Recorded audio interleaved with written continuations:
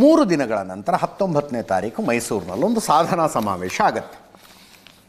ಮೈಸೂರಿನಲ್ಲಿ ಸಾಧನಾ ಸಮಾವೇಶ, ಮುಖ್ಯಮಂತ್ರಿಗಳ ತವರಿನಲ್ಲಿ ಇದನ್ನು ಶಕ್ತಿ ಪ್ರದರ್ಶನ ಅಂತ ನೋಡಲಾಗುತ್ತೆ. ಅದೇನು ಪೂರ್ತಿಯಾಗಿ ಸುಳ್ಳಲ್ಲ, ಅದು ಪೂರ್ತಿಯಾಗಿ ಸುಳ್ಳಲ್ಲ. ಆದರೆ ಈ ಸಮಾವೇಶಗಳು ಯಾವಾಗ ನಡೆದವು ಅನ್ನೋದನ್ನು ನೋಡ್ತಾ ಹೋದರೆ ಸಮಸ್ಯೆ ಬಂದಾಗಲೆಲ್ಲ ಸಮಾವೇಶ ಅನ್ನೋ ಲೆಕ್ಕಾಚಾರ ಇದ್ದಂಗಿದೆ. ಸಿದ್ದರಾಮಯ್ಯನವರಿಗೆ ಸಮಾವೇಶಗಳ ಮೂಲಕ ಈ ಸಮಸ್ಯೆಗಳ ಗಂಟನ್ನು ಬಿಡಿಸಿಕೊಳ್ಳೋದು ಹೆಂಗೆ ಅನ್ನೋದು ಆ ಕಲೆ ಕರಗತ ಆಗಿದೆ. JDSನಲ್ಲಿದ್ದರು ಇವರು. JDSನಲ್ಲಿದ್ದಾಗ ಮುಖ್ಯಮಂತ್ರಿ ಮಾಡೋ ವಿಷಯದಲ್ಲಿ ದೇವೇಗೌಡರಿಗೂ ಸಿದ್ದರಾಮಯ್ಯನವ್ರಿಗೂ ತಿಕ್ಕಾಟ ಬರುತ್ತಲ್ಲ, ಆವಾಗ ಅಹಿಂದ ಸಮಾವೇಶಗಳನ್ನು ಮಾಡೋದಕ್ಕೆ ಶುರು ಮಾಡ್ತಾರೆ. ಅಲ್ಪಸಂಖ್ಯಾತ, ಹಿಂದುಳಿದ, ದಲಿತ ಸಮಾವೇಶಗಳು. ದೇವೇಗೌಡರಿಗೆ ಭಯಂಕರ ಸಿಟ್ಟು ಬರುತ್ತದು. ಅದಾದ ಮೇಲೆ ಅವರೇ ಹೊರಗೆ ಹಾಕಿದ್ರು ಅಂತ ಕೆಲವರು, ಸಿದ್ದರಾಮಯ್ಯನವರು ಬಿಟ್ಟು ಬಂದರು ಅಂತ ಇನ್ನು ಕೆಲವರು. ಒಟ್ಟಿನಲ್ಲಿ ಸಿದ್ದರಾಮಯ್ಯನವರು JDSನಿಂದ ಹೊರಗೆ ಬಂದು ABPJD ಅಂತ ಇನ್ನೊಂದು ಪಕ್ಷ ಮಾಡುವಂತೆ ಮಾಡಿದಂಥದ್ದು ಆ ಸಮಾವೇಶ. ಸ್ಟಾರ್ಟಿಂಗ್ ಪಾಯಿಂಟ್ ಅದು. ಹುಬ್ಬಳ್ಳಿಯಲ್ಲಿ ಸಮಾವೇಶ ಮಾಡ್ತಾರೆ. ದೇವೇಗೌಡರು ಬೇಡ ಬೇಡ ಬೇಡ ಅಂದಾಗಲೂ ಕೂಡ ನನ್ನನ್ನು ಸೈಡ್ ಲೈನ್ ಮಾಡಿದ್ರಿ, ನಾನು ನನ್ನ ತಾಕತ್ತು ತೋರಿಸ್ತೀನಿ ಅಂತ. ನನ್ನನ್ನು ಸೈಡ್ ಲೈನ್ ಮಾಡಿದ್ರಿ, ನಾನು ನನ್ನ ತಾಕತ್ತು ತೋರಿಸ್ತೀನಿ ಅಂತ. 2023ರ ವಿಧಾನಸಭಾ ಚುನಾವಣೆಗಳಿಗಿಂತ ಮುಂಚೆ ವಿಪಕ್ಷ ನಾಯಕರಾಗಿ ಸಿದ್ದರಾಮಯ್ಯನವರಿದ್ದರು, KPCC ಅಧ್ಯಕ್ಷರಾಗಿ DK ಶಿವಕುಮಾರ್ ಅವರಿದ್ದರು. 23ರ ಚುನಾವಣೆ ನಡೆದು ಕಾಂಗ್ರೆಸ್ ಅಧಿಕಾರಕ್ಕೆ ಬಂದರೆ ಮುಖ್ಯಮಂತ್ರಿ ಯಾರು ಅನ್ನೋದರ ಚರ್ಚೆ ಜೋರಾಗ್ತಾ ಇತ್ತು.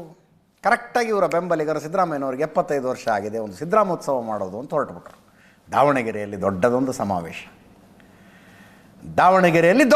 ಸಮಾವೇಶ. ಅಲ್ಲಿ ಏನು ಜನ ಸೇರಿಸಿದ್ರು ಅಂದರೆ ಆವತ್ತೇ ನಿರ್ಧಾರ ಆಗೋಯ್ತು, ಕಾಂಗ್ರೆಸ್ ಗೆದ್ದರೆ ಸಿದ್ದರಾಮಯ್ಯನವರೇ ಮುಖ್ಯಮಂತ್ರಿ ಅಂತ. ರಾಹುಲ್ ಗಾಂಧಿ ಅವರು ಬಂದಿದ್ದರು, DK ಶಿವಕುಮಾರ್ ಅವರು ಸ್ಟೇಜ್ ಮೇಲಿದ್ದರು.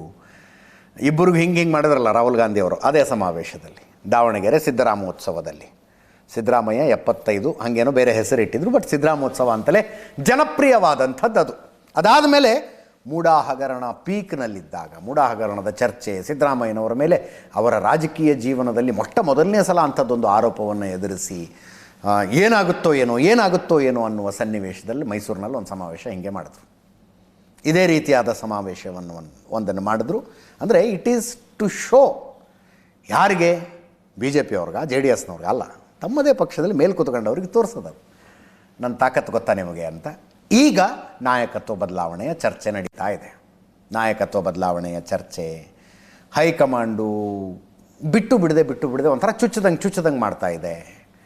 ಸಿದ್ದರಾಮಯ್ಯನವ್ರು ಅಂದ್ಕೊಂಡಿದ್ದನ್ನು ಆಗೋದಕ್ಕೆ ಬಿಡ್ತಾ ಇಲ್ಲ. ರಣದೀಪ್ ಸಿಂಗ್ ಸುರ್ಜೇವಾಲಾ ಬಂದು ನಾನು 1-to-1 ಮೀಟಿಂಗ್ ಮಾಡ್ಬೇಕು ನಿಮ್ಮ MLAಗಳ ಜೊತೆಗೆ ಅಂತಾರೆ. ಇದೆಲ್ಲದರ ಮಧ್ಯದಲ್ಲಿ ಮೈಸೂರಿನಲ್ಲೊಂದು ಶಕ್ತಿ ಪ್ರದರ್ಶನ. 1 ಲಕ್ಷ ಜನ ಸೇರಿಸ್ತಾರಂತೆ.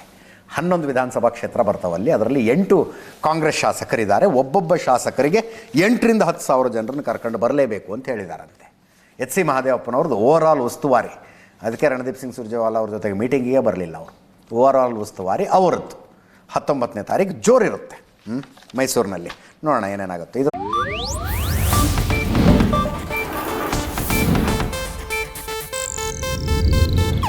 ಇದು ಏಷ್ಯಾನೆಟ್ ನ್ಯೂಸ್ ನೆಟ್ವರ್ಕ್ ಪ್ರಸ್ತುತಿ.